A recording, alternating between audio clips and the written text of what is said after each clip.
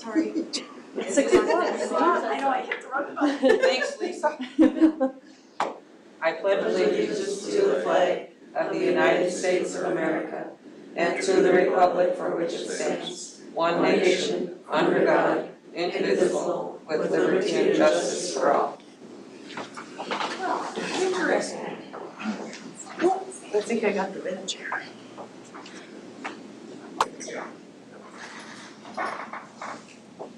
Yeah, I can take attendance, but we're gonna have to mark everybody's late.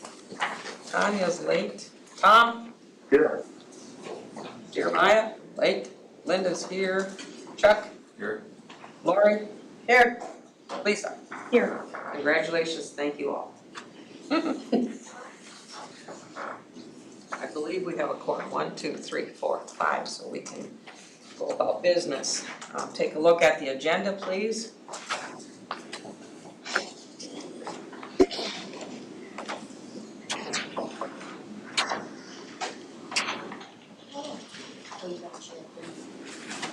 Are you here, Tanya?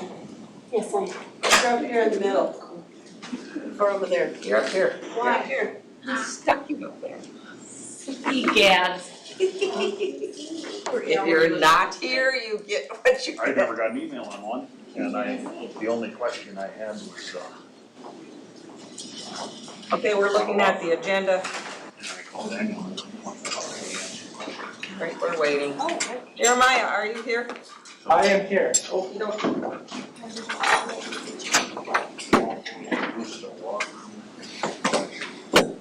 We did the pledge already because you guys. We arrived precisely when we need to arrive. Please look at the agenda and I need a motion to approve that agenda.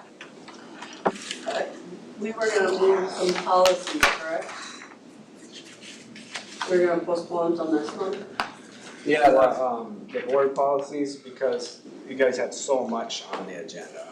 So, do we need to take that off the consent Consent agenda now? agenda. Yes. We're looking at the regular agenda though first. Okay, so we don't have to take that off before we? Not yet. Okay, then I'll make a motion to adopt the agenda.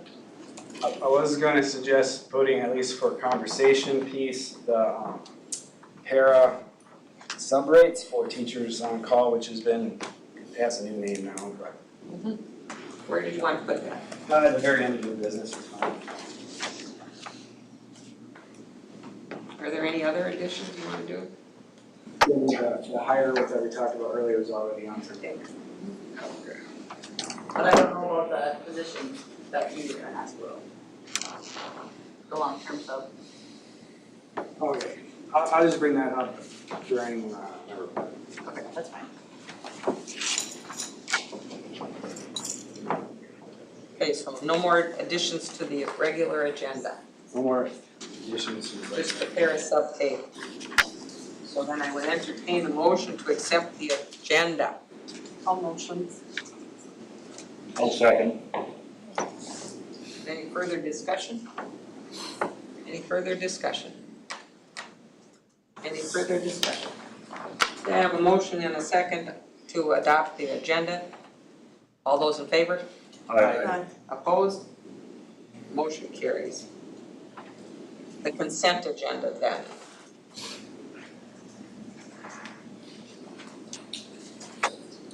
And that's where we need to know, do we need to make a motion to move the policies and Yeah, postpone them? I recommend tabling them to August, just so you don't have quite so many at one time.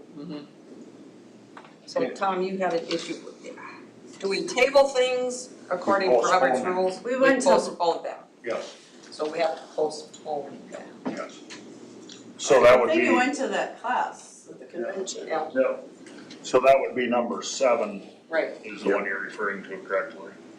Yep. So then I move to postpone the policies listed at number 7 on the consent agenda to the August meeting, so we can better research into what all those policies are included in the new changes.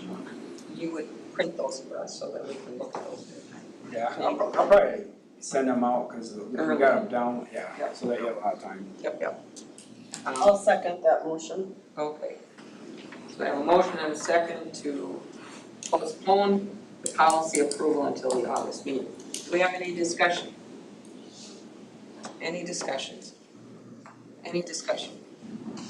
All those in favor say aye. Aye. Opposed? Motion carries. Any other questions on any of the other, the van is a surplus equipment, you all kind of know what that is? Understand that? Okay. The high school overload, you get that, you've done that before too. The cybersecurity policy, any questions on that? Or the student device policies? No, I think we went over that one pretty much. I think we go to. I'm just asking if anybody's got a concern. So then I need a motion to accept the consent agenda. Motion to accept the consent agenda. I can second that one. Okay, we have a motion and a second to accept the consent agenda as they're stated there with the putting the policies into August. Any discussion? Any discussion? Any discussion? All those in favor say aye. Aye. Opposed? Motion carries. And then we're down to reports and correspondence. We got a sparse crowd out there tonight. We do. I don't see a student over there either. I'm getting there. Patience.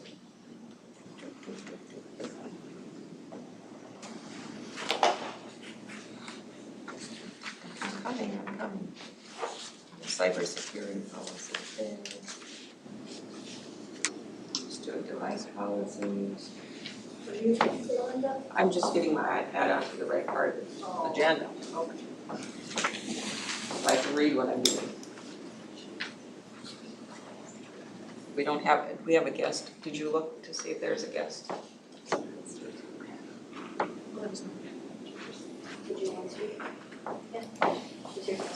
Yeah. Is your I borrowed one from John. I forgot the pen.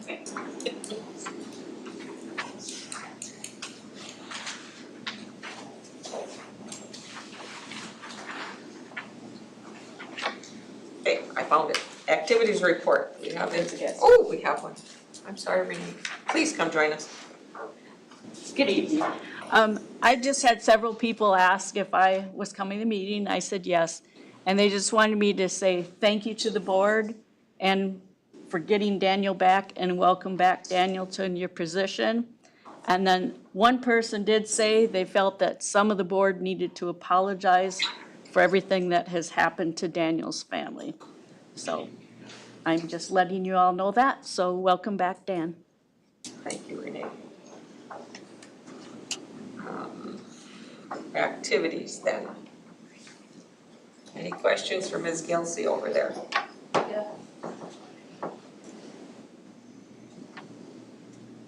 What? Any burning questions about the track? Are you ready to make lots of phone calls in a couple of weeks? Yeah, I started sending some texts tonight about the field, so, we have our construction meeting next Wednesday, I think so, Looked like it. so hopefully more info on that, and I hope it doesn't rain the next 2 days, so we can on the track. It's supposed to rain too. It's raining. How much does the rain impact the paving? If the base gets dry, they should be able to pave relatively quickly on the first layer. Okay. Anything subsequent pavement needs to be dry. So it just has to be dry before they do the next layer Yeah. kind of thing?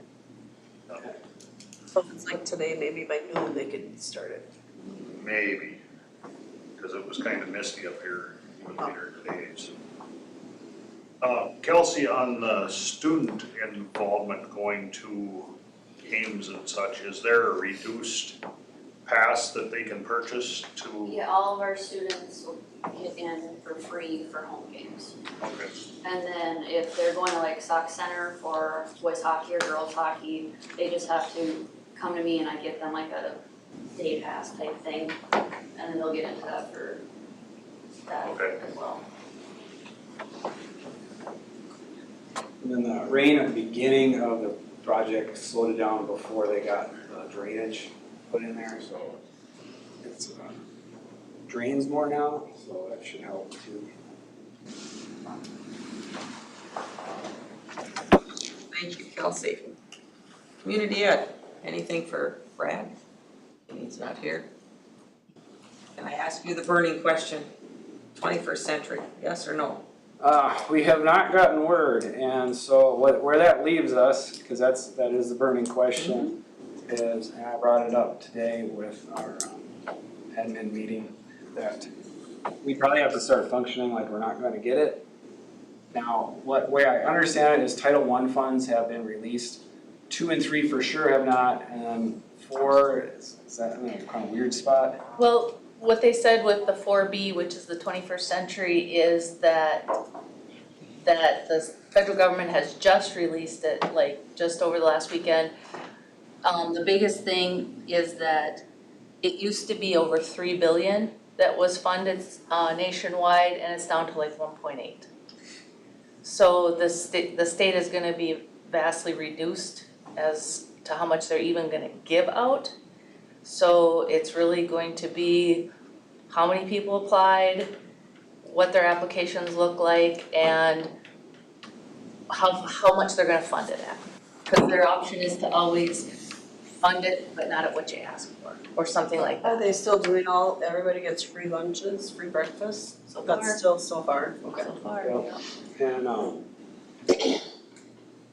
well, since you bring it up, like I made some calls to the county because I think we'd be prudent to work with them on doing what we can to provide information to the families about direct certification. Because the big reason on the state level that compensatory aid is slated to possibly be cut as much as 400,000 is due to the loss of counting students that would have gone towards that free and reduced number. Because right now, 70% of our students qualify as free and reduced, which I wish they'd change the name of it, because it's not just lunch. And that number is what goes into the formula to generate that. And so when our COVID dollars were falling off, our rate of completion of the free and reduced forms was rising. So that's why we kind of avoided any major cuts when the ESSER dollars fell off, because the compensatory went up by like $1 million. And so if we can get more families through direct certification, that should lessen the blow. But I do understand why families may not be like tickled about that idea. We're still going to do paper forms because the state there's like an in-between session, and there's still some chance that they will take another look at that. So we'd rather just make sure that we collect what we can in case we still can count it. But yeah, we are anticipating like $50,000 to $100,000 less in title funds. Are applications, do we have to reapply, or are applications for any of this money active? No, you have to reapply. The carryover will happen through October, like, every student gets free, so it's a little bit of a moot point back when it was free or reduced when you had to pay. Your application from the prior year would stay valid for about a month, and then in October, you would have to have it in and re-evaluated, or you would be bumped back up to full pay. So yes, I suppose they'd still allow that month. It's the biggest thing to encourage folks to fill it out because they know they're getting free lunches. But they did put out the school year 26 applications again, so we'll be having our students, our families do what they can. There are also some adjustments to Medicare at the same time that unfortunately I think further discourages people probably from wanting to seek that route, but we'll see. In the brighter news, looks like E-rate's going to survive, so keep your fingers crossed. I'll let Mitchell tell you more about that. But yeah, federal programs are still pretty up in the air. Cross your fingers.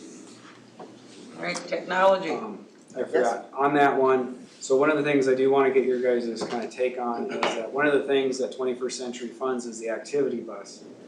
And obviously having the activity bus probably facilitates good participation in our after-school activities. But like things like Bolt and TAP and the activity bus are all funded by 21st Century. And the activity bus is a pretty big bill. And so I just kind of want a little bit of a feel of what your guys' take on that might be, what kind of questions you might have. Because like, that's one thing that would be pretty questionable if we could continue to provide. I think there was a point in time where we did not have activity bus. And I think we only added it once we got 21st Century. So I mean, if we had to go back there, we have to go back there. Do we know how many students utilize the activities bus? Like, does it fluctuate month to month, or is it a I pretty would good? say it's a pretty even. I couldn't tell you about how many Bolt kids, but I know just from being in the gym, that when the bus comes, it's a significant amount of kids.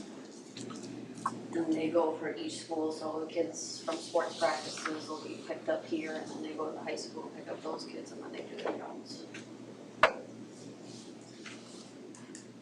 Could we charge a fee for it? I mean, is that something maybe we could keep on, if there's enough interest to, you know, have, you know, if you wanna ride the activity bus?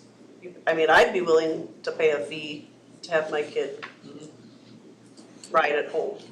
But then we start to run into families that can't afford that fee. I guess I would like to know the actual cost of it before we can make a determination. I think cost and ridership Yes. and I utilization. agree with that. Cause I know it doesn't run every day, correct? It's only Monday, Monday, Tuesday, Tuesday, Thursday.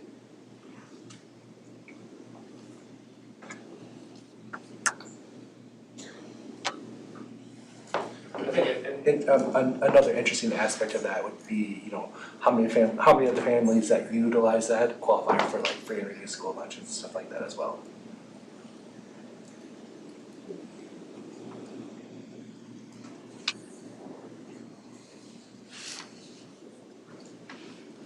Yep, and I can gather some information. We can take a look at our bills to estimate to figure out the monthly cost. I know it's not a little amount of money, I know that much, for sure.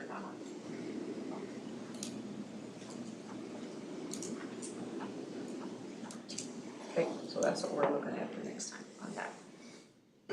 All right, technology.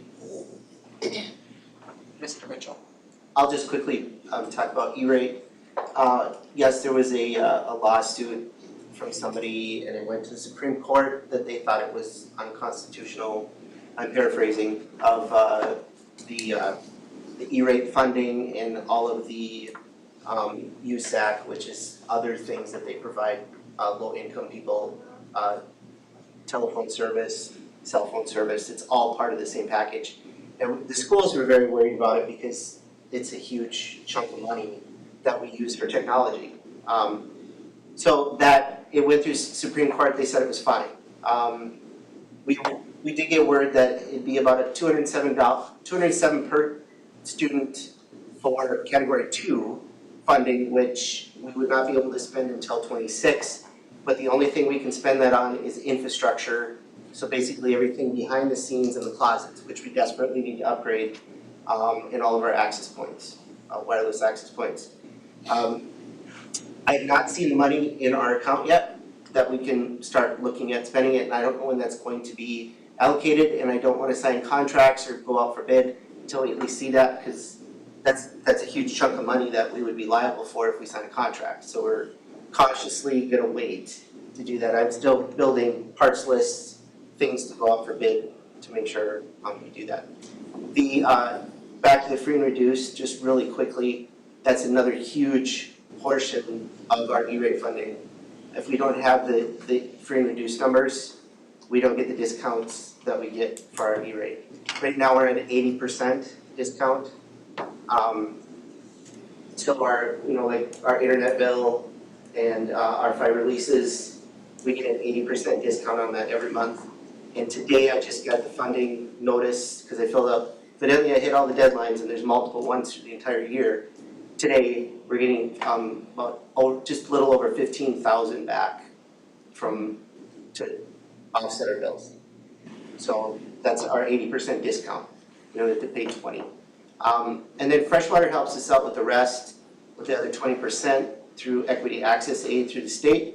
So basically, it's pretty much a wash for our internet and fiber costs, but it could go away. We're just not sure what's gonna happen, but we're hoping it does, because it's a huge chunk of money we can use for infrastructure, which we desperately need, so. Good job. Hey, Ms. Stevenson. Any questions for her? The gain of 70,000 on interest, is that through the turf funds? It's all of them. It's, cause we've got 3 separate ones. The abatement bond is the parking lot. We've got the, LTFM HVAC, the big one over at the high school, which is a little bit over 6 million still left. And then the LTFM, where the largest project was the bathrooms in the elementary. So it would be, a combination of all of it, cause all the dollars get invested and they invest on the schedule of when our payments are due. So like through the school year when we weren't paying on HVAC and all that, it was building up interest, and our interest rates that we received were less than what we're paying out. So that's the gain. Should have borrowed more, right? There you go. That interest can only be spent on very specific things, Correct, right? correct. So when you went out for bonds, for example, and you specifically said, we're gonna do LTFM projects are all that you can spend the remainder on. Anything you have left over, if a project comes in under budget, can still only be spent on what you originally set it for. That's why like the abatement bonds, by redoing the parking lot, that was the only thing it could be used on was parking lot. Okay. So how long does a project need to be on the long-term plan for this money to be used for? I think it's about 3 years, give or take. There's a set schedule of when you have to have it done by. Those 3 bonds are with Ellers and they keep an eye on that for us. They let us know if we're getting to the point where, hey, you're getting to the end of your term. Well, I guess my question is, if we put a project on tonight, can we use that next month to do that project, or does that project need to be on the long-term plan for a few months before we can use that money? No, I think as long as it stays in that same, same bucket, Okay. yeah. So we take a look at the high school parking lot when we did that, because those are ones that we have to have spent sometime by early this fall. But like, we took the money out on that and some of it we spent right away. And the rest of it we invested, because we did a combination of abatement and LTFM. And the reason we did that was to get better rates. The LTFM has all been, pretty much all been reinvested. And those dollars have been generating revenue and are now going to be used on the track and turf project, the track portion of it. And, but like we would have had to spend it by sometime early this fall, otherwise there's some sort of a disadvantage to hanging on to it longer than that.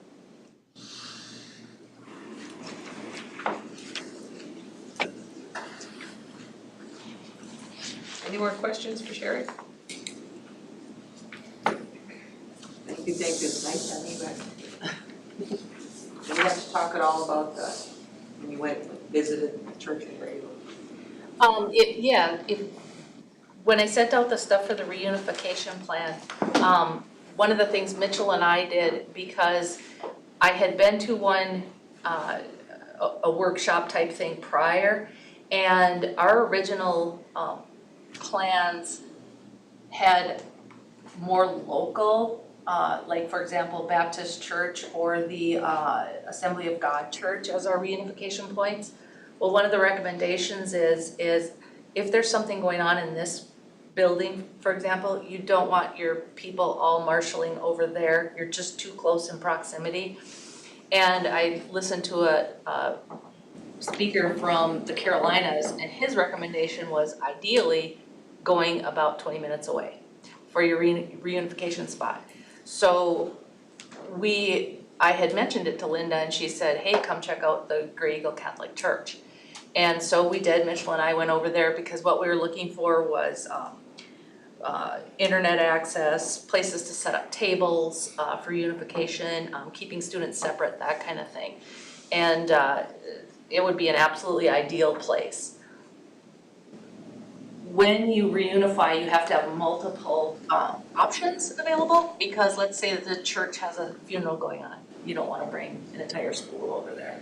So we will be talking to various places around the different communities, and we're hoping that we're planning for something that never happens, but you'd be making those decisions on the fly.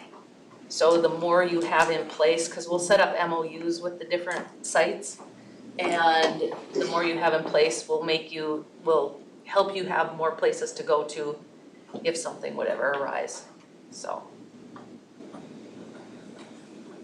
Just like a fire drill, you never want it to happen, but you gotta have it, have a plan, so. And that, like all families would know, We would like put they that, do the parent square and they would Yep. know, like even before that, where the different places are to go. correct, they would be going out on a blast of some kind, and you would have the point of, your information officers that would be getting it out on social media, that would be getting it out, well, let's face it, all the media is gonna be here, so everybody's gonna know what we're doing for the most part, but we were just fortunate to have all the people at the table that we did, cause it was intense 2 days, and until you see it, it's amazing the amount of working parts to a reunification for folks, so. Any more questions about that? And Sherry's involved at that because you're the head of the safety committee or something. Both safety and security, so. That's where that's coming from. Yep. All right. On to the principal. Any questions for those two wonderful people over there? You made us read a lot. A lot. Hi, sorry. And confused us a lot. So, if you have questions or want to chat about something, give it a go. Are we talking about the handbooks now, or are we talking about them later? Well, that's what their report is all about. Okay. Oh, I thought it was in here somewhere. Oh, one thing I would like to interject, Madam President, and to the rest of the board, I did make an addendum, you got this in front of you. I added its byline, it's just a reminder on page 43 of the staff handbook, I put in number 6, staff to get out class during the fact expected to be in the comments supervised students who are breakfast. Not a big deal, but I wanted to acknowledge that because that was part of the change. I will say, I'm kind of the reason you have a lot to read, I apologize, but the MSBA recommends the appendix to the student handbook at the secondary level. And the appendix contains all the district policies. So I did a full audit of that, and it provides more information to people because the district policy backs up the policy handbook, or the student handbook. When I was going through that, I notified Mr. Ludwigson there's at least 5 policies that you probably want to take a look at. Some of them are 11 years old and need to be updated, and there's changes in them. That's the reason you got so many. I apologize for that, but I don't want us to be caught, behind the 8 ball, if worst comes to worst, because I want to have that stitched together. So just be aware that nothing that needs to be done right this second, but things you're gonna want to be looking at. And I asked you if you had any questions pertaining to that handbook, and I didn't get any, but if you have any questions, there's a lot of changes in there. I gave you, of course, the abbreviated, just the changes, but also the handbook itself so you could correlate to where they're coming from. And I include the whole policy, so I apologize, but I want you to be able to get a gist of what's changing and why. And those were all recommendations upon it. Of course, we had a conversation, Mr. Ludwigson, Tammy, myself, and of course Mitchell, and device security, videotaping, those types of things are in there. I'll be sending out this week and along with next month, just a reminder of the cell phone policy. You're kind enough to wait till the beginning of this year, which helps a lot, don't like to change in the middle of the year. And these will just be reminders, we're gonna be sending everything through Parent Square, so we'll be printing, cause obviously we'll be going through, I'd be cutting down the whole forest to get enough paper to print all these on. So those will be going out a couple of times to the kids with sign off that they've read it, so. You have questions for us? I actually had parents calling me with questions today, so I didn't have time to call you. That's fine. One of it was with the phone policy, it wasn't what the school board approved before, because it has something with the lunch and the breakfast added into it. I put that in there, so you saw that, so you would have to okay that, Right. that's one of the And, changes. cause they had noticed it this Yeah. morning, and then they That's also fine. asked, how are you going to make sure nobody has a watch on? Because she said, kids are gonna wear sweatshirts and cover them up, and how are you gonna, You know what, Control aside that. from, scanning everybody in the early Right. morning, we're just gonna address it as the problems come up. Okay. I certainly, if you want me to devote time to that instead of doing this to me. No, she just, I know that you was- would, but- she was just kinda like, how are you gonna, everybody has watches now. And how We're just gonna have to address it, and that's what we put in there.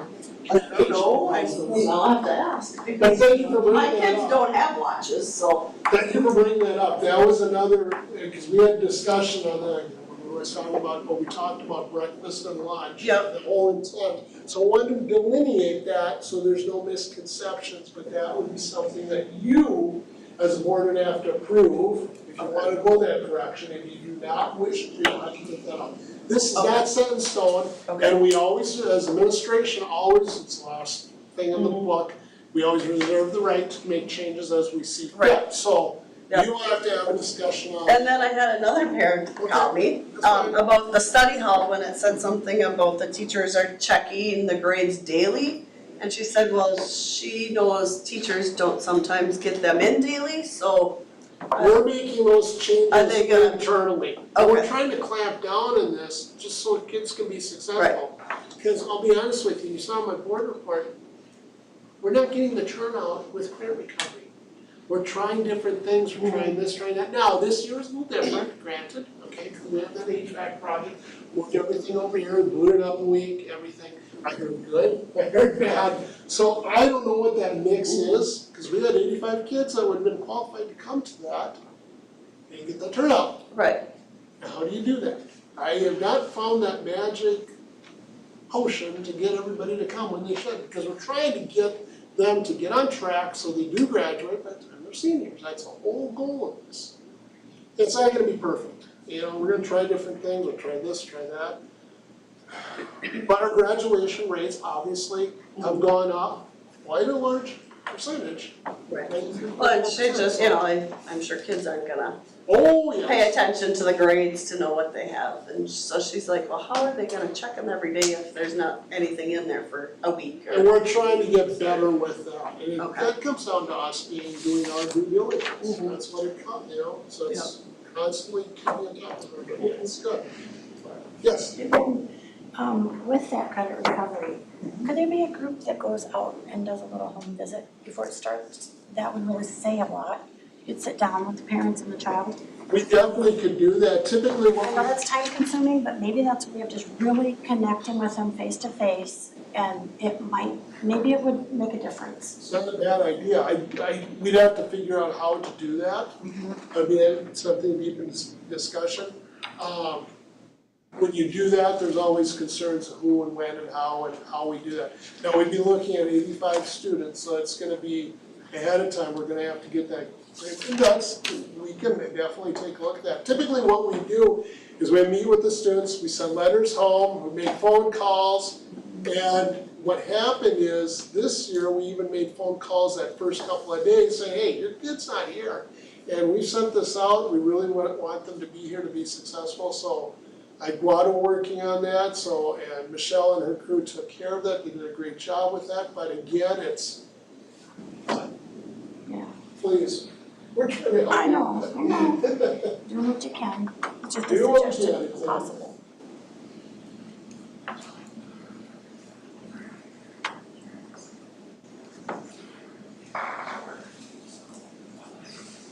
Are there any other questions or comments to the principals?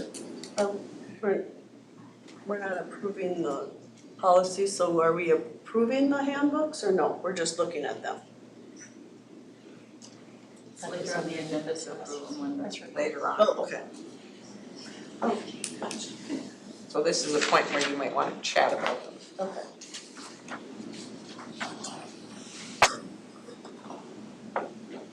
I'm aware that there's probably some questions about some attendance stuff that came down from the state. I don't know, we spoke about it earlier, you might wanna mention that. Yes, thank you. The attendance, so if you look at policy 503, which. We don't have. What's that? We don't have them. It'll be in your. Oh, it's in here. It's in, I didn't make copies for you, just to Oh, save. no, it's in trees, your, that's my it's in here, in the handbook? Yes. Oh, okay. Yep, it would be in the appendix section. And I believe it's the fourth or fifth policy, if you get to the appendix section, it's the fourth or fifth policy down, it's policy 503. That policy is dated from 2014 as it sits, and if you want to go into our policy, which it's already in there, our district policy for 503, same policy, they made one line change in there, and I denoted that in that appendix section. But even the policy we have now is basically the same one, except for that one line. But in there, there's been some comment about, questions about the state, under the MSBA recommendation that, in that policy 503, that an unexcused absence would also be counted for those students taking, college visits. And those students going on vacations. The way we have done it in the past, the way we currently do it, is we do not put students down as unexcused for taking college visits. Okay, we haven't done that. Double check that, we'll make sure that that's not going on, it is not going on. That, and if parents come in and see us ahead of time and say, hey, we're gonna be gone for 3 or 4 days, we don't put it down, you've made contact with us, we're trying to give parents the benefit of the doubt. Students are then saying, hey, I'm gonna keep up on this. However, obviously state statute reads that after 15 days, you will be gone. We always have that conversation in here with a couple of parents saying, I wanna take off for 2 weeks, we'll understand. The state doesn't recognize this, and after 15 days, we have to withdraw your student. They will then need to re-enroll. Problem with that is they lose all their credits for that semester. So that's gonna be a problem, but that question comes up at least once a year. I have that conversation.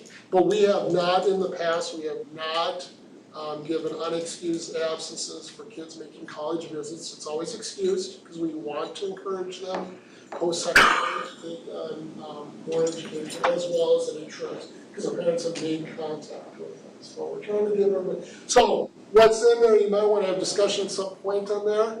Whether we want to remove that out of there, because we are not currently enforcing it, or if you want to come back and say, Mr. Rudy, you gotta enforce this, which I wouldn't recommend, and I don't see you doing that, but what I'm saying to that is, I want to make sure that those are aligned as much as possible, so we don't run John, we get in trouble. I don't want to be in trouble. Wouldn't that be pretty hard for our other folks that go home to Mexico every year?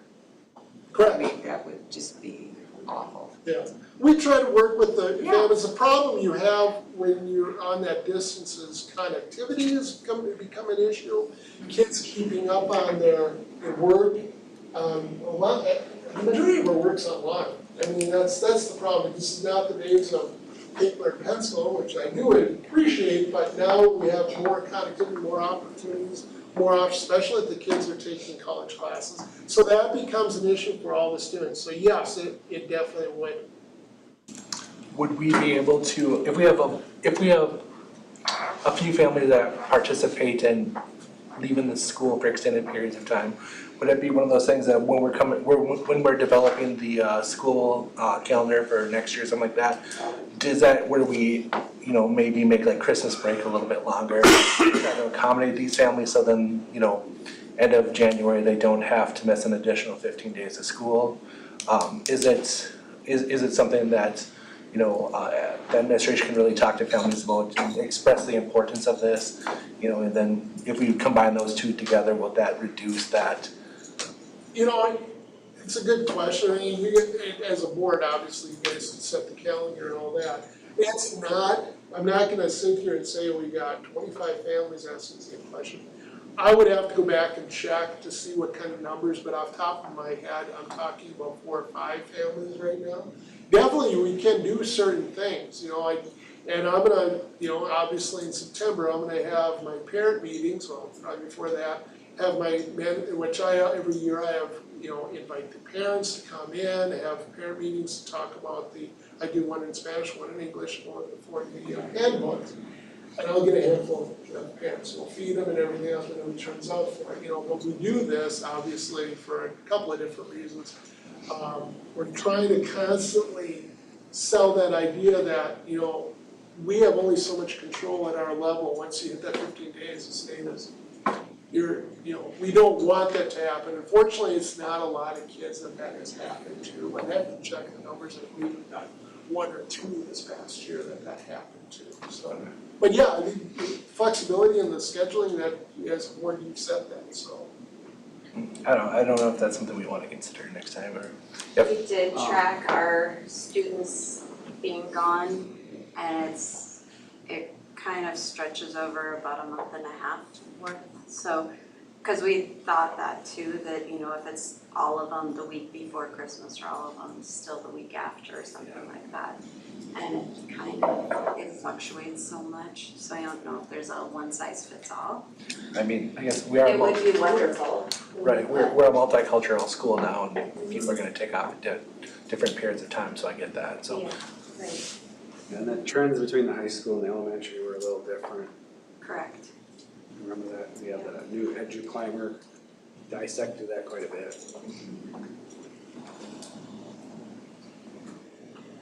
The thing to remember about the calendar is presently the negotiated contracts have 185 days. So if you extend the Christmas break, you have to have those days somewhere else, which is fine, but like, that's just something to keep in mind.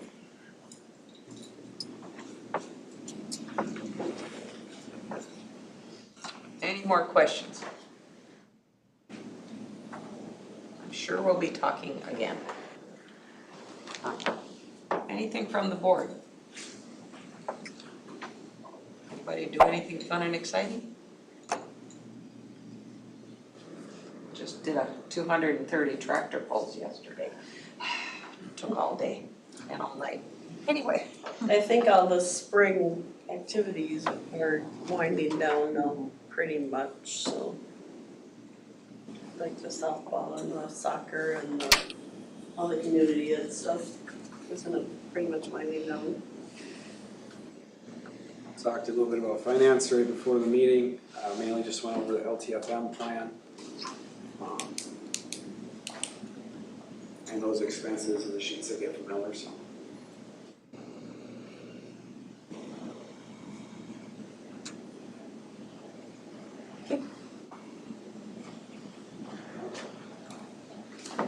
Superintendent report.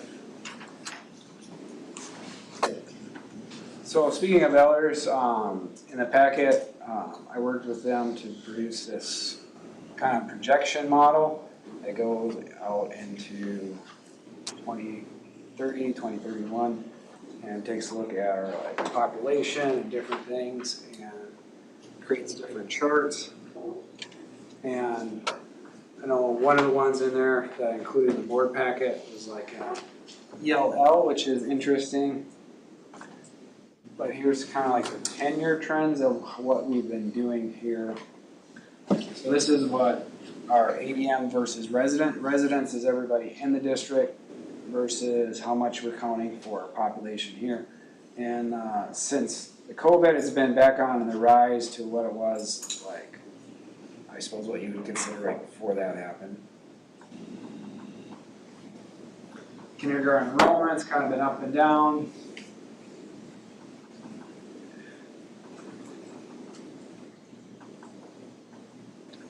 And so this has different charts and graphs if you're ever interested. The ones I included in board. One I thought, this one here has your net change, which I thought was interesting. You can see how we've had steady increases, a drop, increase, and then kind of flat this last year.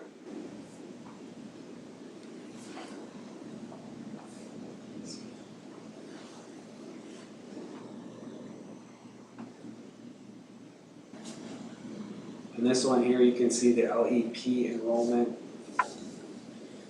So this would be like our students in English language proficiency type courses. And you can see like back here in 2015, we had 140. And this past year, we had 271. So that gives you a pretty good idea of like how much demographics are changing. This one is students tuitioning out. I thought that one was one that people always find kind of interesting.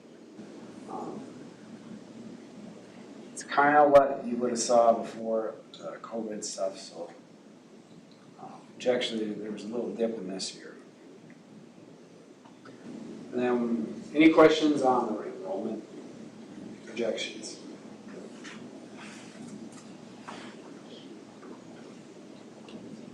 I hear that Dr. Knight's school in Randall is closing. And I heard that some of the folks in Little Falls are not gonna send their kids to Little Falls schools. And I also heard that Swandale gained 20 to 30. So I wonder if any of those folks would scoot this way, because it's not that far over there. But Yeah, and we have the apartments that should be opening at the end of August. And those are first open to the packing plant employees. And so I don't know if that will just redistribute people, or if it'll bring in families, or if like single families will be in there. So that's kind of a wild card. And the hiring from the packing is affected by like some of the immigration policies too. I know that there's a set of employees that are supposed to go back.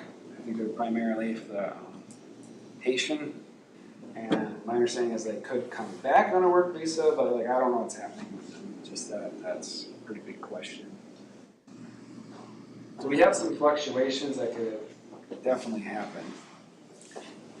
Hiring from the packing plant has definitely been a driver in the past. Beef market is pretty high right now, so I'm not sure if that makes it appealing to hire right now. I know they shut some plants in other places in the country down, but ours stayed open and they put up apartments, so I hope that indicates continued employment.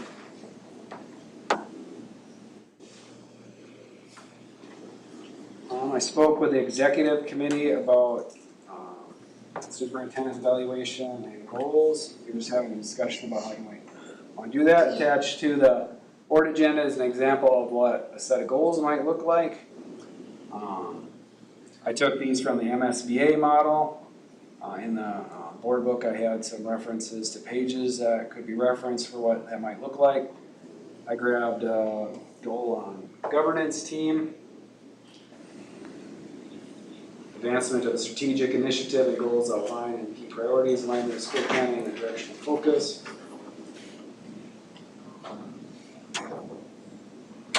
District finance one, as we were most likely going to face some financial decisions unless something drastic happens. And school planning. And so, like we do something similar with the principal evaluation, and we break them up into segments rather than trying to do all the strands all at once. And that's just because there's so many of them. And the board is always free to evaluate any item in the rubric, but the intention of this sort of model is to provide more focus and get higher quality feedback on achieving goals. And so that was just kind of going to be my suggestion. I don't know what thoughts are on that, but it's similar to one that we discussed back in 2022. When we did meet with Dan, we talked about him potentially coming up with 2 goals, and then the board potentially coming up with 2 goals too that we could all kind of work towards. So I don't know if that's something you would like the executive committee to work towards, or you want input from all 7 of us to work on those goals. Comments? I know when Mr. Kringen did his, he would bring us the goals that he wanted to work on, remember, in the year. And we would comment on all of those. We wanted to pull them from what Daniel has sent us and do it that way. Right, but and the reason I asked that is because what I potentially might wanna see is gonna be different than like what Chuck or Lisa might potentially wanna see, so that's why I think it might be beneficial to have input from all 7 of us versus just, individuals. And we should really approve the goals of performance in September roughly. So we should maybe, if you want to do that, come across with a handwrite one next meeting. Right. And then the 3 of us can get together and put it together. So if you would do that for us, that would be super.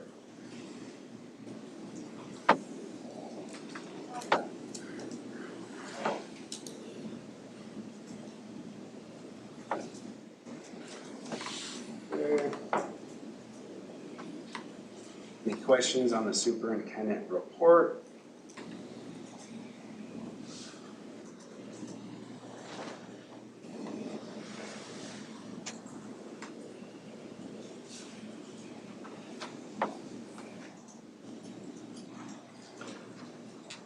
And then we have done some work on strategic planning, and I was curious if there was any desire to tweak what the goals were, and I'm just pulling that up.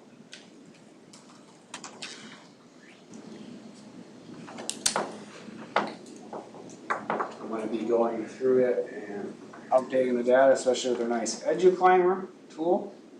But I'm not sure if you remember this graphic, we originally did it with a Big River group. So if you hear me reference that, that's where that name comes from.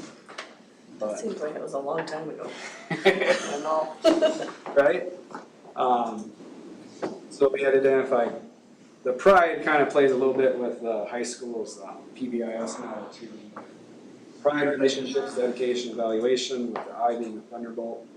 And those are both to target the increased opportunities with partners and businesses, connections with every person every day, parent involvement and parent education, and then Thunder, Pride, and Fellowship.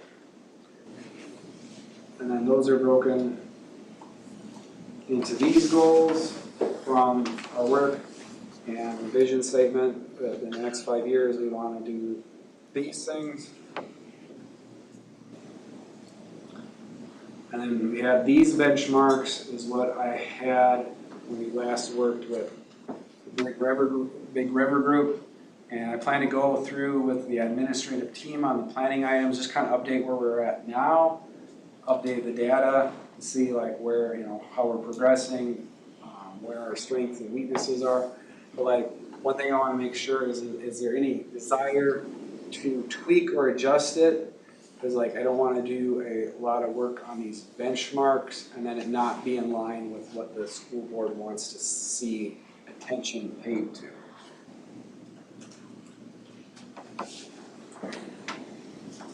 I think when we did this, we studied hard on a lot of those suggestions in that meeting night. I was happy with what we came up with for that, so I don't know, I would not be opposed to continuing with that. There's community input survey, staff input surveys. I saw pictures of all those little giant note cards that we did. Yeah. If anybody wanted to see it, I still have like the initial like summary sheets that Bruce Miles gave us. But like, we kind of just hit the stage where we were getting ready to run with it. So I mean, I'm good with that if that's agreeable. But I want to make sure, like I said, that the goals haven't changed. I know you Tanya, Chuck and I. Lisa, you were at that too. We were there for when those goals were written and stuff. Do you think any of them need talking about? I don't think so. I think you're, is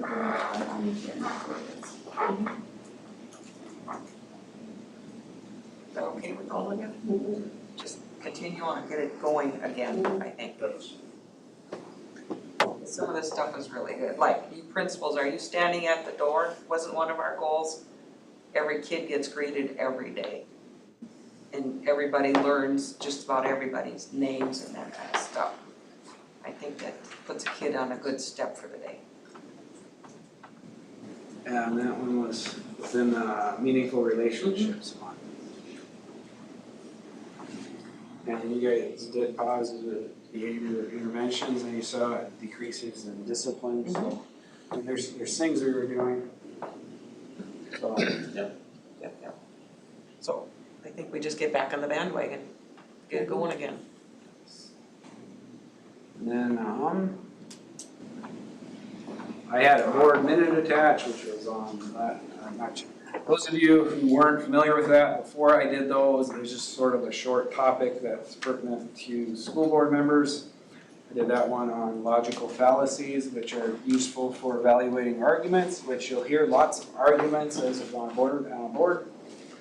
So, I mean, if there's any questions on any of the reports or information presented, I'd be happy to delve into it further.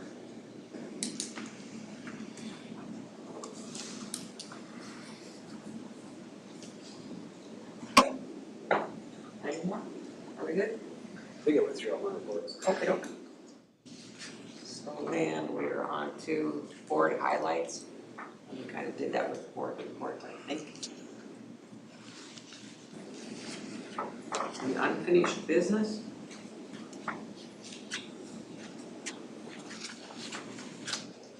Oh, I was gonna, I'm sorry. I know that, and I don't know if it's all through community yet, but kids were involved in a lot of stuff.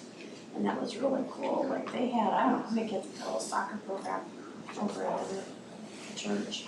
Just like the kids, he did a great job, he really did a great job organizing it. Kids were excited and learned a lot, and parents were involved, and he wasn't afraid to ask parents to help. So, yeah, kids have been busy. I heard the play went pretty good too, Rapunzel. Yeah, I didn't, but yeah, lots going on for the kids and for all their interests. Yeah, I thought that was really, really good. Pretty good. And then the storybook theater. That's what, was that Rapunzel? Yep, it was Rapunzel. I had a couple of my kids in it. I know where you went. Okay, no unfinished business then. New business, we start off with the donations. It's a long list, please bear with me. Long Prairie Chamber gave $225 to soccer. Long Prairie Chamber gave $350 to the Letter Club. Pleasureland RV gave $100 to the weight room. Long Prairie Tarp Incorporated gave $500 to the weight room. Fleet Supply of Long Prairie gave $250 to the weight room. The Trailer Center gave $500 to the weight room. Hometown Abstract and Title LLC gave $150 to the weight room. East West Realty of Long Prairie gave $150 to the weight room. Blue Sky Mechanical LLC gave $250 to the weight room. CHS Incorporated gave $500 to the weight room. Shady's Midway Incorporated gave $250 to the weight room. Neville's Hardware of Gray Eagle gave $100 to the weight room. Long Prairie Sanitation Incorporated gave $500 to the weight room. Long Prairie Packing Company gave $650 to the weight room. Ace Hardware gave $124.50 to the weight room. Ace Hardware gave $124.50 to the hockey. Prairie Center Hockey Association at $1,500 to girls hockey. Dave and Linnell Blanchard gave $2,000 to the Dollars for Scholars for a scholarship in memory of Aaron. Advantage One Insurance gave $300 to the golf sponsorship. Casey's Retail Company gave $250 to the secondary. Kenneth Hoist gave $500 to the weight room fundraiser. Coburn's gave $500 to the weight room. Magnify Financial gave $500 to the weight room. Vanguard Insurance Services gave $250 to the weight room fundraiser, and Chris's Country Store in Gray Eagle gave $25 to the weight room fundraiser.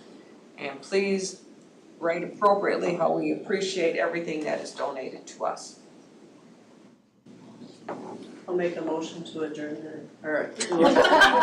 Yes, to approve the donations. Yep, Lori.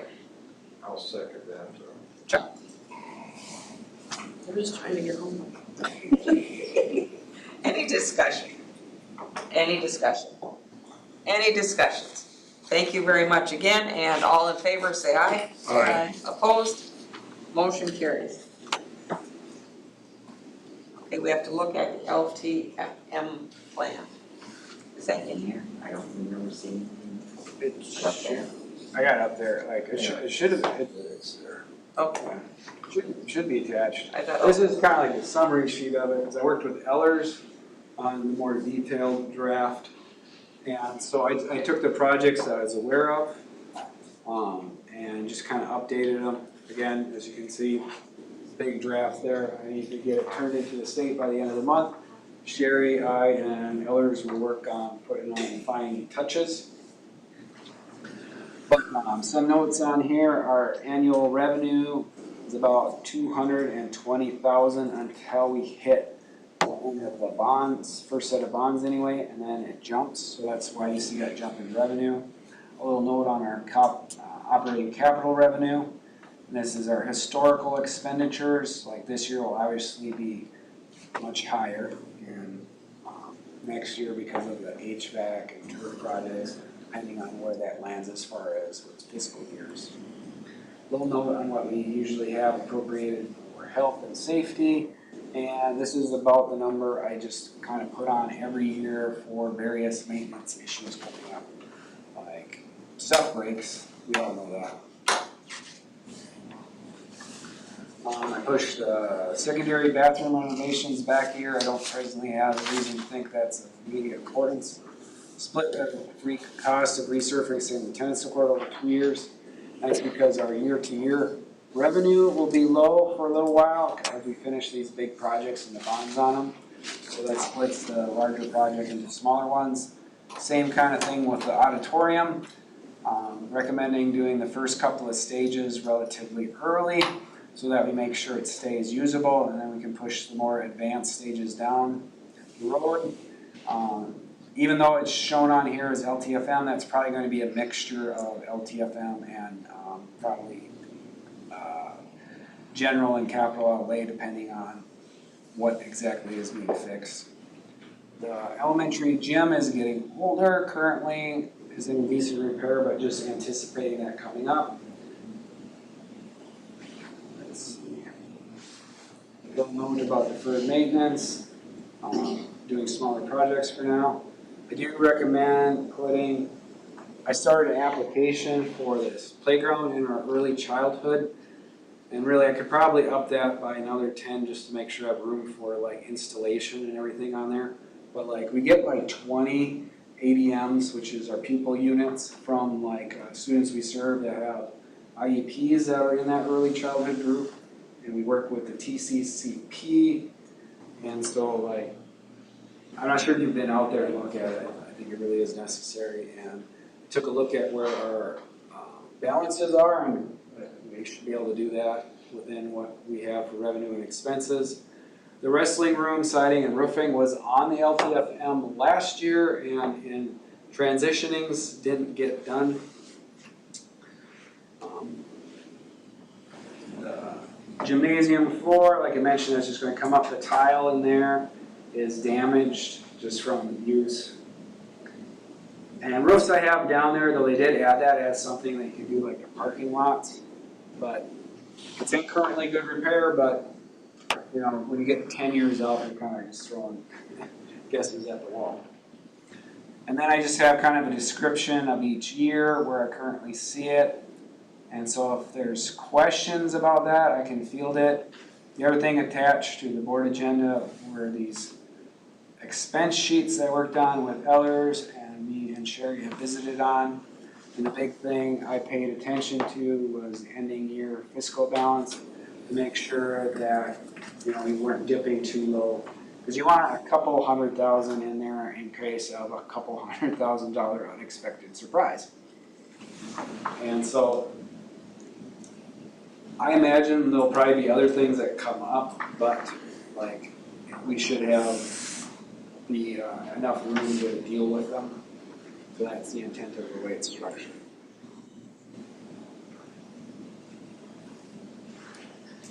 Any more questions on that? Do we get some help on the HVAC project for indoor quality, indoor air quality? So are we getting some? Yeah, we get, some of it's from levy, and then we bonded some of the levy. So 70% of that is eligible for the ag credit, I believe. Yes, and so some of that is through levy, and then some of it's state aid matching that levy. But it's in addition to our regular LTFM dollars or long-term facility maintenance, because it's like a special category recognizing that that's expensive. We do get, the taxpayers are nice enough to contribute a little revenue for us to do the project. And then we reinvested some of the dollars to hopefully maximize the use, and then use the bonding so we could get the ag credit, which applies to the eligible properties. So not every property gets the ag credit. Yeah, right. When do we get an infusion of money for our long-term maintenance fund? When does that money come? So all of the bonds that were, in essence, the LTFM was used as collateral to get a better rate. All that money is sitting with Ellers right now. Your LTFM dollars that come in yearly. And it's based on square footage and things like that. So when you bonded with the LTFM dollars, you were bonding against guaranteed income. So the large portions are in investments, and then each year you have a set LTFM rate that you get Right. no matter what. So it all just, Does that money go to Ellers to manage it, or do we? Nope, get that check? one- We get a hot check on that, don't we? right, so everything that comes from MDE, both LTFM, general ed, levy dollars, all that stuff actually gets invested in PMA, I'm not even sure what that stands Yeah. for. But they're like an Ellers, but in that bank, that investment entity, we have about 8 million in there. Yeah. So that's where it all is. So that money goes into PMA, your bond dollars are with Ellers. But we have control over that and we transfer Yep. as we need. Yep, and right now, in the 8 million in PMA, we're getting anywhere from $25,000 to $32,000 of dividends each month. So that goes right into our interest account. And this is what they anticipate our revenue generated from LTFM is, but like some of that, like she said, we bond against like the future revenue, so that's how much is generated, but like we might not see that depending on if we bonded some of it, basically spent it already. But Ellers helps with this spreadsheet and I submit it to the state.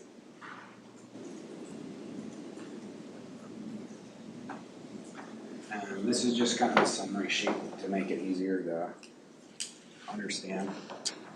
We're not obligated to do a project if it's listed there in a particular year, right? No. Right. What you're really doing is telling the state you have a plan and you can change it pretty much at any time. And it's more important to change it if you have big ones like the turf project or the HVAC, because we did do revisions when we had those changes. I would probably, I think it'd be best if I bump up the part for the playground a little bit to cover installation costs. And this will get updated because there's some numbers that as we finish out the fiscal year that'll get accurate.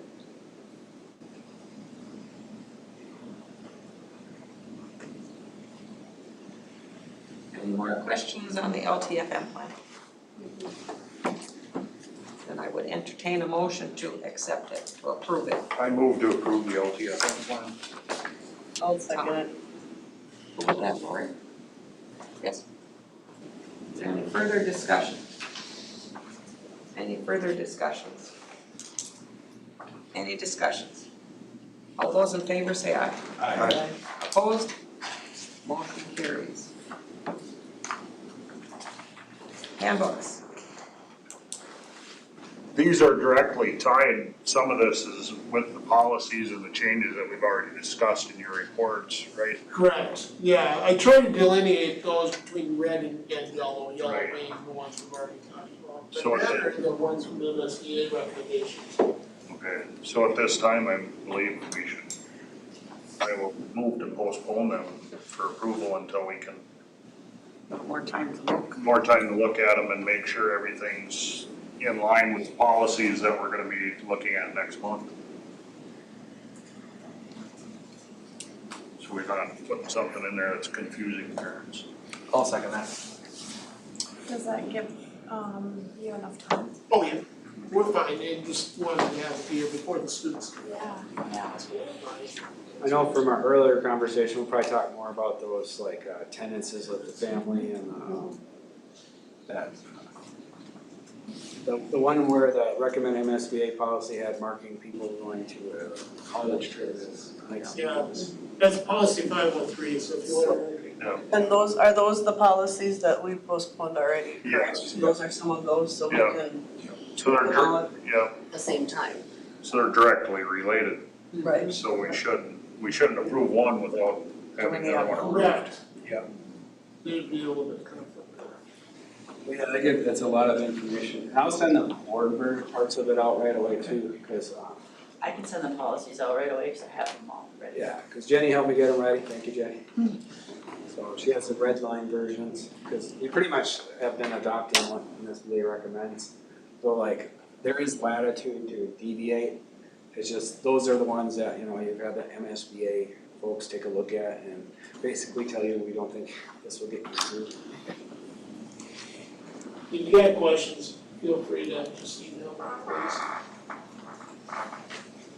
Okay, we have a motion and a second to postpone the approval of the handbooks until the August meeting. Any discussion on that? Any more discussion?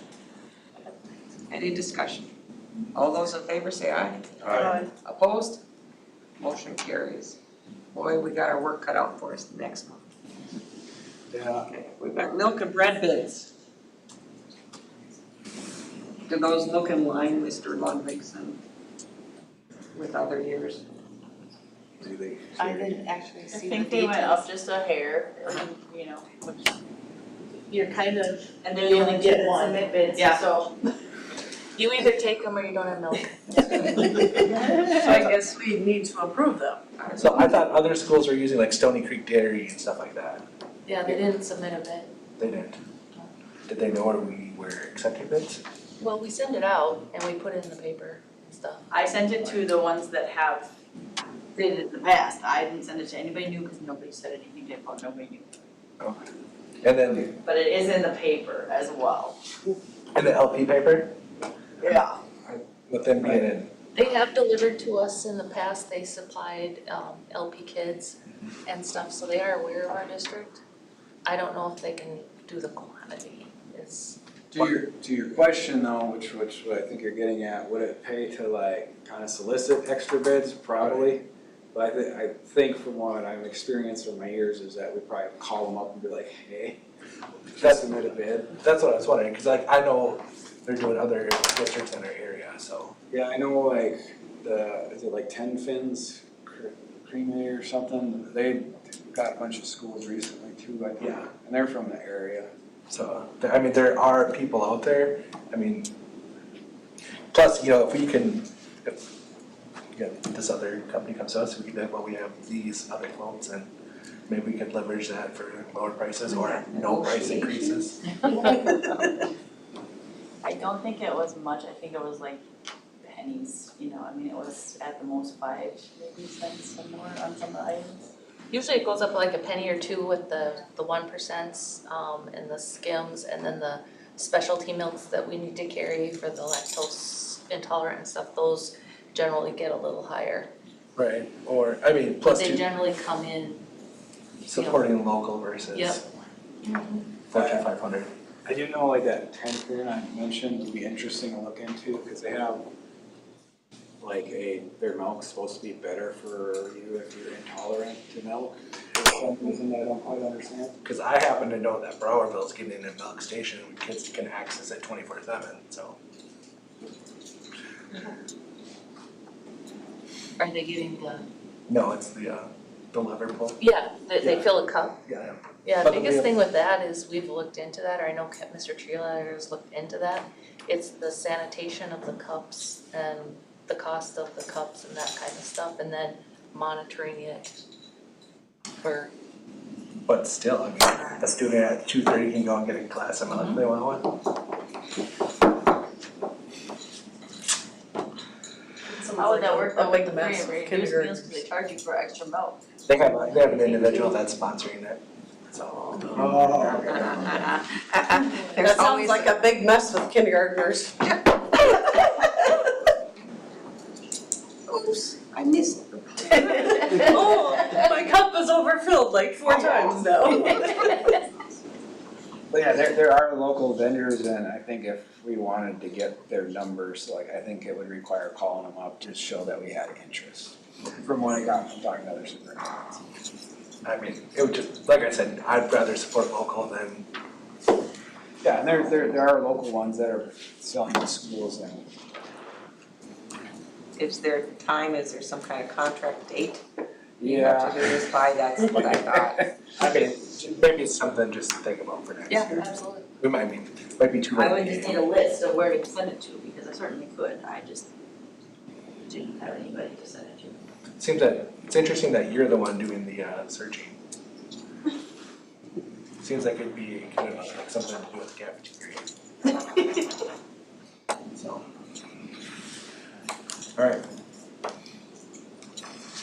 I move to approve milk and bread bids. I'll second it.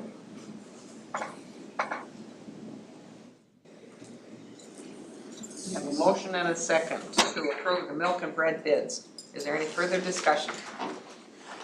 Any discussion? Any discussion? All those in favor say aye.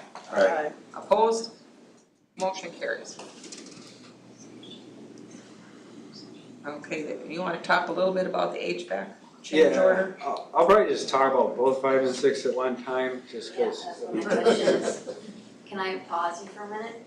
So with you guys tabling the handbooks approval, I need mine approved by August 4th for our parent meeting. I don't know. The one specific to the activities. Yeah, Did you have any changes to yours? no, There's no policy changes in yours? no. Whatever, and I just have the NC board policy and I just list like the bullying and hazy one and some other ones. Can we pull it out and just approve that one? Yeah. So something's changing. I'll make a motion to approve the activities handbook. I think you have to make a motion to pull it out of the handbook, then approve Oh. it. I'll make a motion to pull it out of the handbooks and approve it separately. Second that. Yeah, I have a parent one, I have my coach's handbook and then my player parent handbook, nothing changed in either one of them. I haven't gotten out to that. So parent handbook and the coach's handbook. Yep. And then the other one is the student handbook. Yeah, parent/student, yeah. Okay. Okay, so we have a motion to pull that out of the other handbooks that we have to approve by Lori and Tom. So pulling it out, is there any discussion? Any discussion? Any discussion? All those in favor say aye. Alright. Opposed? Okay, that part is carried. Then I need the motion to approve those handbooks. Oh, I move to approve. I'll second it.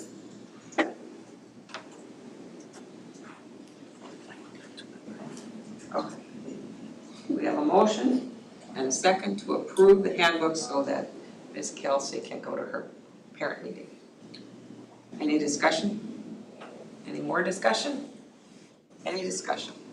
All those in favor say aye. Aye. Opposed? Motion carries. Thank you. You are welcome. Thanks for remembering to do that for us. So then we're down to the HVAC change orders. Yeah, so if you guys don't mind me backing up for just a second, I should cover this in the superintendent's report, but I left my notes behind. But just that, as you guys probably saw, that we're looking for a head custodian in the elementary again. And if you're not familiar, like this, trying to fill that position has pretty much been going on for a couple of years. And I was just going to kind of bring it up and probably suggest that maybe I visit with the negotiation committee about possibly reaching out to the union. And I think that's an area where, at least for maintenance, that we really need to offer a more competitive salary. And if we can retain somebody with mechanical skills, so we're not calling in people for basic plumbing and things like that, like we take better care of the building. And long story short, like obviously what we're offering is not retaining mechanically inclined individuals. Pretty much since our head custodian from a couple of years left, it's been pretty much constantly trying to keep it filled. Is that usually the reason they're leaving, is because they found a more competitive paying job? Yeah, there's a person that went to Napa, there's a person that went to local people and back and forth, and that was the most recent one. All of them have cited pay. And it's just a competitive market as far as if you want an individual with mechanical skills. Like I don't think it's not really causing an issue for like cleaning staff, as that doesn't have as much specialized skill. And I think it comes down to a lot of times those individuals can get like a $5 an hour raise by going somewhere else. We do have good schedules, our benefits aren't bad, but usually the difference in pay results in not being able to retain those people. And currently, head maintenance has been on for the longest with Russell. And if he were to go, like we'd really have a vacuum of understanding in the building right now.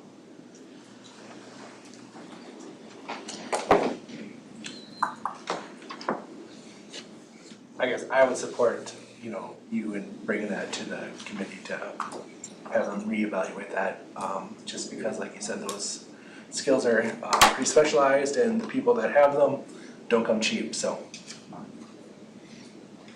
That is the truth. And as long as this is a negotiating year, anyway, I think it's going to involve a discussion with union. Yeah, and we have to talk about this, the contract for this year anyway. I guess what it really probably amounts to is kind of accelerating that, and I don't know how fast that could be accomplished, but it's worth trying. Because like, obviously constantly going through the head custodian means there's no consistency. And it's too bad that we're looking again, because I think thought we were in a pretty good position there for a bit.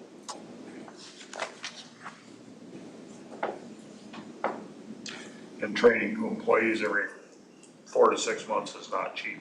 No. So is that okay then with everybody, a consensus kind of, to let it's July and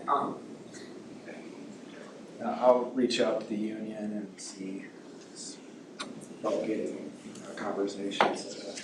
Work your guys' magic. Okay. Okay.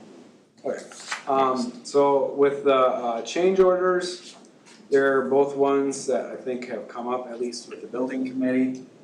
The glycol one, I was hoping to get a copy from Site Logic, because that's the one where it was with. And they have not responded to my messages, but it's between $30,000 to $40,000. Our HVAC project has been on budget and on time, with a couple of minor exceptions for like delayed parts. So like that's not going to throw it out of budget. And then the turf and track, as you know, that one was a significant change order for the dirt removal. And in particular, that one was a large number, so really definitely probably want a board vote on that. Why do we have to approve a change order if it really isn't affecting anything? That first one, the HVAC is probably more so I can inform you guys that that's being done. It was intended to be on last year's bid, but then we realized it wouldn't make a lot of sense since we were doing it next summer too. And had intended to move it forward and it just didn't get on there, but it's not a significant change order. And then the turf, the digging down ended up being a pretty large one, and so that's why that one's on there. That's where we had to go down, when was it? 12 inches. Did we have a contingency fund set up on that bid? Yes, and for the turf and track, my Well, understanding. turf and track we did, I know that, but what about the HVAC? Yeah, and that should be well within the contingency, but since we're bringing up, and it was suggested to me, that I bring it up, and so I am. I probably wouldn't have brought the glycol by itself, it's not a significant change order. Okay. But the turf one is, and since they came up at the same time, that was my logic. But the glycol one needs to happen anyway, to be quite honest. You don't wanna reinstall it with the old glycol in there once, So is one motion good for both of these? if you word it that way. I'll make a motion to approve the HVAC change order and the track and turf change order. Lori has a motion for both. I have a question. Why would that be a change order? Why would that not have been in the bid? Which question? Glycol. Because it did, because when it got moved and it got bid during that change of leadership, it did not get included in the bid. And we went back and we looked, and it did not get transferred into the bid that occurred during last winter. It wasn't in the original bid? It was in the original bid and got dropped because that bid, the first one was the first year when we did the gymnasium and the band room areas. And the reason it got dropped from that one is because then you would have had to have done it the next year when they did the bigger part of the cycle. So they dropped it with the intention of moving it to the next, but those notes did not get transferred for various reasons. It's a minor change order though. The turf project, if we have anything else there, we're gonna be over budget, right? We've already spent the. Pretty much. Yeah, we've got this is already done, isn't it? Yes. Yeah, we're approving it tonight. It's a big one, so Yeah. it's recommended we acknowledge it officially, so.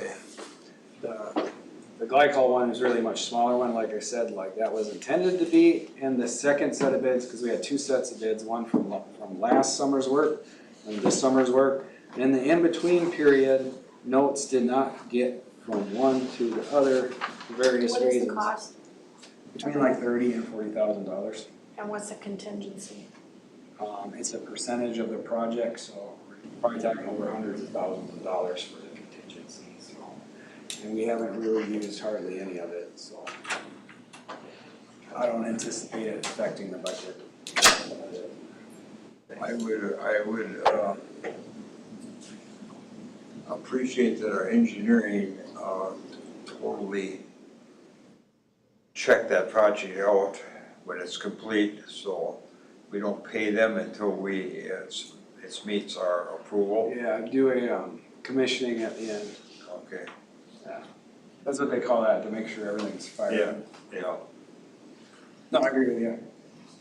We've already paid him a considerable amount of money on this, haven't we? Well, we did the first summer. Hundreds of thousands of dollars already. Well, let's see. Yeah, and the first stage of the project might have been a few million already. Yeah. But it's to the best of my knowledge, it's been operating pretty well. So you're looking at the borings. And then, Not that I know of, I never heard anything. Who did the borings for the turf? That was, So what happened with the borings was that you had the ones from when it was just a track, and then the turf got brought up around that October date. And then stuff happened, and then the question of if we're doing turf got pushed back to winter, and then the ground was frozen, and so they were unable to take additional borings, is what I found. We were told that they could do it in January. Well, I'm just relaying what I was told. They changed their mind. That would have been nice to know, that was a big chunk to pay extra. Yes. And we were falsely told that they were born in January. Because they were out there.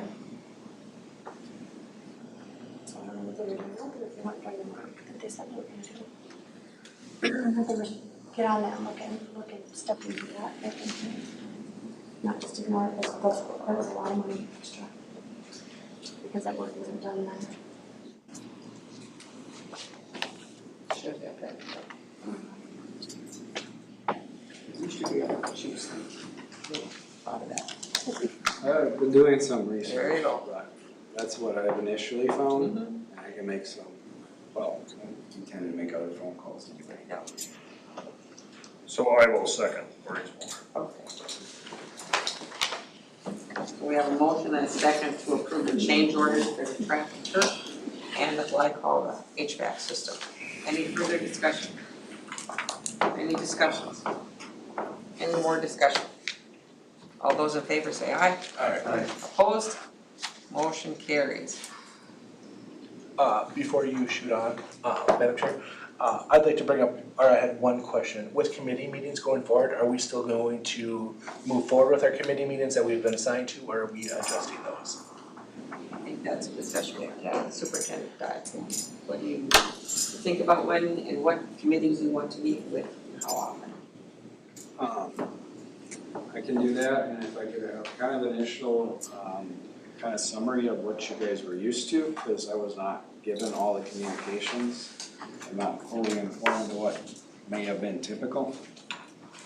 I think that you attended our meetings, our financial meetings and our grounds and buildings meetings. Just the last few drills, No, Last year. when there was the start of the projects, stuff like that. Yeah, I wasn't even sure when you guys at the finance group and buildings and grounds met, because you didn't meet every meeting No, like this before. Yep, We have- since January we've met every. Is that the finance one or The finance. so the building and grounds is different? Is by, when something comes up that needs to be discussed or figured out. Okay. So you decide when you want, who to meet with you when, I can work on some recommendations and send them out. because I think the executive committee would like to do two, somewhere in there. I don't know if you can do it. Is it often enough if we meet on a rotating basis? I would like to continue on with meeting every month for the finance committee, just because it's been helpful. We can kind of help keep track of the budget and, just constantly be made aware of what's going on, so. And if you think of something in the meantime, like from month to month, that you'd like to dig into, that would be helpful too. Well, like we've been looking at all the bills and everything and having where they go and what they're coming out of. Taking your job, Chuck. That's Chuck's job. You want to be on the committee though. That's the. Do you have any? Call them by these two people when there's a need or an issue. And if you want to call one in between or at any time, talk to the chair or the superintendent and have them set up a time. I think how we were operating, where it's working just fine, where we just met once a month, that seemed adequate. I mean, Tom? I guess I read through the board book and I did not get much out of those meetings, reading through the book and what was provided to us. The financial period? Yeah, I did, like today I had a question and I contacted Mr. Ludwigson at 20 to 5 with Drewstell Law Firm, which I saw yesterday reading through the book, which I was informed was a credit recovery law firm that would have been used, so. Those simple questions like that are the only thing that I have when I read through the book. get those quickly answered. I guess I didn't mind constantly looking over the budget, just looking at our numbers and seeing, where we And sat with Sherry everything. has a good way of explaining it. Yeah, we can Things sort that through sort that. it out, I think that that's beneficial too. Yeah, and if there's anything else in addition to that that you wanna dig down in, let's do that.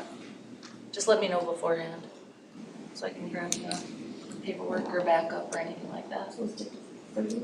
Sure, that's fine. It's easier to review it every day. Typically. Okay, so finance is gonna be 5:30 on board days.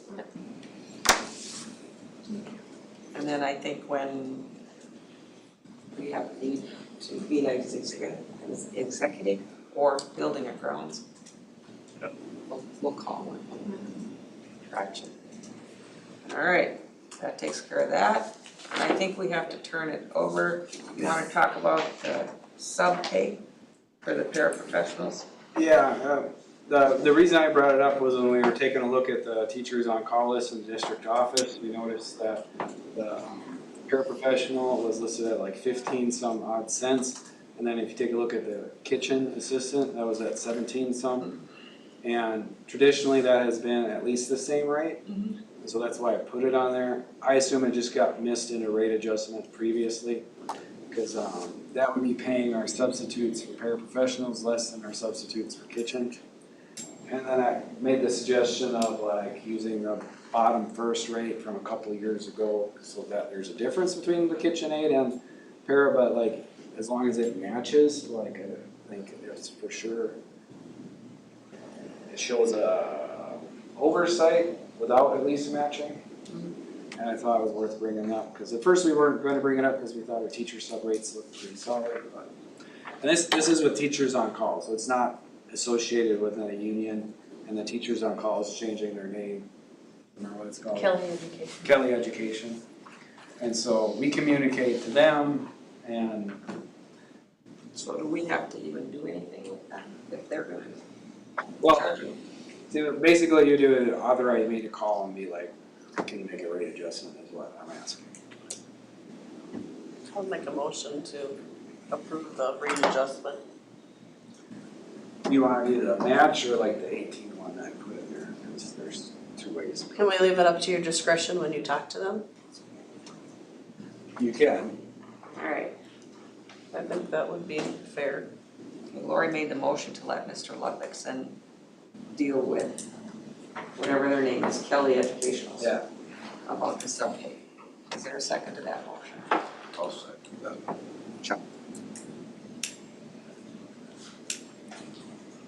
So we have a motion and a second on the floor. Any discussion? Any discussion? Any discussion? All those in favor say aye. Aye. Opposed?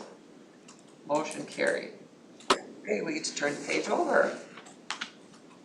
We have the resolution for sponsorship of the Todd County Community Concern for Youth Program. We have been into that for many, many, many years. I think it's a good thing, kids learn from that, it doesn't cost us a whole bunch of money, so.